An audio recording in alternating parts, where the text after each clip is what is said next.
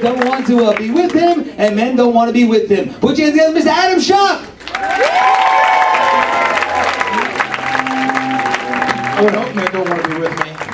It was meant don't want to be me, but I didn't have him proofread it ahead of time. And I was going to get a haircut before I came tonight, but then I realized when I looked in the mirror, I was like, you know what? I'm an uglier version of Rob Schneider. I'm like, I heard some people before the show started, they're like, man, Deuce Bigelow's really let himself go. But then I heard some people like, you can do it! Thanks for the encouragement. I was in the adult store the other day, and I went in to get a blow-up doll, because, you know, my girlfriend's full-time, but when she's not around, I need some other loving, and I don't want him to talk back, so I went into the adult store. I was like, hey, dude, I need to get a doll. And he goes, what kind? And I looked at him puzzled and confused. I was like, what do you mean, what kind? And he goes, do you want a white or a jihad doll? And I was like, well, what the hell's the difference? And he said, the jihad doll blows itself up.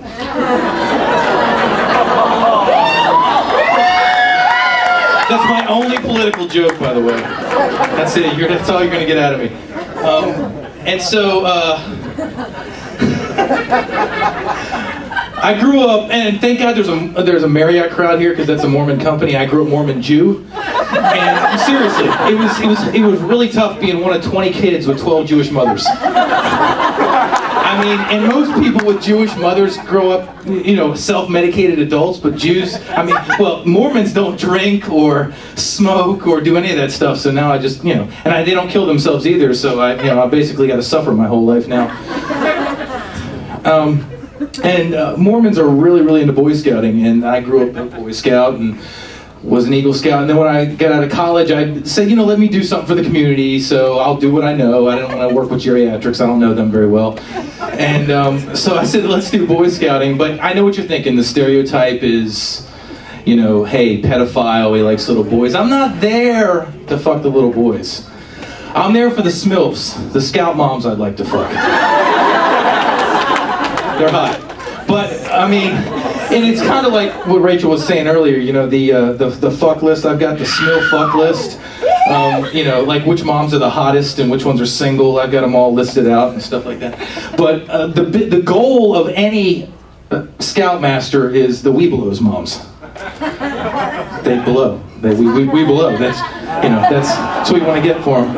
I can never sink that one, but anyway. You know what I'm talking about, right? I mean, because I really love camping with them, of course, in the biblical sense, of course, you know. But did the Marriott people like the Mormon jokes, by the way? They're right. That's actually kind of funny. You should join the club. And I had my own radio show for 4 years, and I played heavy metal as, you know, my show, but I didn't play the run-of-the-mill heavy metal. I played a very distinct genre of heavy metal. Some of you may know it. It's called hair metal. It's from the 80s.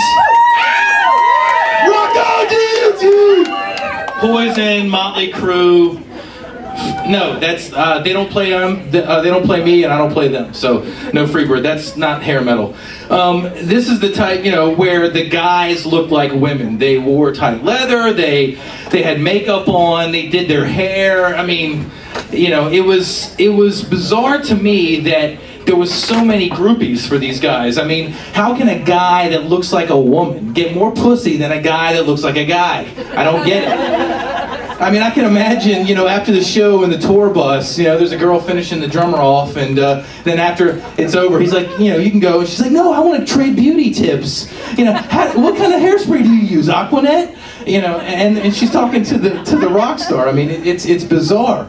And the thing is like this genre, hair metal, was killed severely and very bloodily by grunge music. But it's made a renaissance in the 21st century. These hair metal bands have come back, and they're touring now, and there's still people going out to see these bands. And being the DJ, I would, you know, have to interview these people and go out to these concerts to support the music that I loved playing. But I'm not gonna say, you know, I'm telling them I love it. But anyway, it was fun.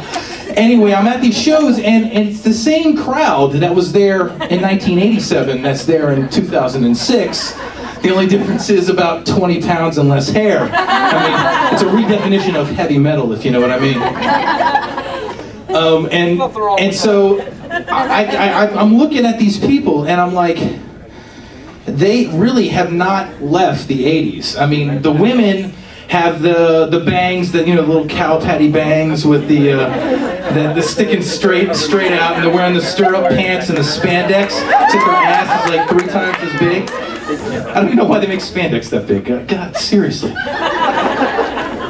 And then the guys, they've always had the mullet. It's just they're losing their hair, so they have the worst mullet of all time, which is the horseshoe mullet, which is just the hair here, but then the ponytail in the back. Those people, seriously, I can't believe we're part of society. And they're happy to be at these concerts, but I think to myself, I'm like, I would love to get onto the PA system and say something like, excuse me everybody, 1987 called, they'd like their hairdos and clothing back. I mean, these people have no clue. But the thing that gets me the most is, where do these people work? Because I don't see them at the shopping malls. I don't see them in the airports. I don't see them at the restaurants, except Hooters. I mean, these people are obviously a part of society, but they're not in suburbia. I mean, I can imagine, they're not doctors or lawyers, so I can imagine myself in a hospital, having to get, name it, a hysterectomy or something. And on the PA system, they're like, paging Dr. Mullet. Dr. Mullet, please come in. And your doctor walks in, he's got a mullet, but instead of his white, doctor's coat, he's wearing like the sleeveless jean jacket with a Def Leppard patch and a Dale Earnhardt hat and a cigarette dangling. I'm telling you what, man, I do not want to get an operation from that guy. Thank you guys, you've all been great. Good night.